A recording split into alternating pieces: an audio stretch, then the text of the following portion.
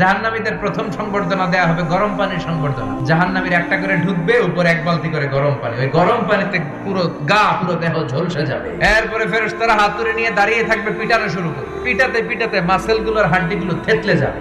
জাহান্নামের আগুনে জ্বলতে জ্বলতে যখন চামড়াগুলো, গোশতগুলো ঝলসে যাবে, রব্বুল আলামিন নতুন করে চামড়ার গোশত গায়ের মধ্যে ফিট করে দিবে। ওই চামড়া গোশত আবার ঝলসাবে, আবার ফিট। আযাবটার মজা যেন ভালো করে টের পায়। যে মেয়েগুলো ওড়নায় গলা পেঁচিয়ে আত্মহত্যা, তারা জাহান্নামের রশিতে আর ওড়নায় খালি আত্মহত্যা করতেই থাকবে। গীবত করে চগল খড়ি আছে না নাই? লাহুম আযফার মিন নুহাস, তাদেরকে আল্লাহ জাহান্নামের তামা দিয়ে নখ বানায় দিবে, আগুন ঝরবে ওটা থেকে। ইয়াখদাশুনা বিহি উজুহাহুম, নিজেরা নিজের গালের গোশত আর বুকের গোশত টেনে কুড়ে কুড়ে খাবে। ওদের ব্যথার চিৎকারে পুরো জাহান্নামটা থারথার করে কাঁপবে। যারা যাকাত দেয় নাই, জাহান্নামের টেকো সাপ 70 গজ জামিনে ঢুকে যাবে। আবার সাপ ওখান থেকে ছোবল দিয়ে বের করে কোমর থেকে পেঁচাতে পেঁচাতে গলার মধ্যে একটা বান দিয়ে বলবে, আনা মালু আনা কানজু। ওই যে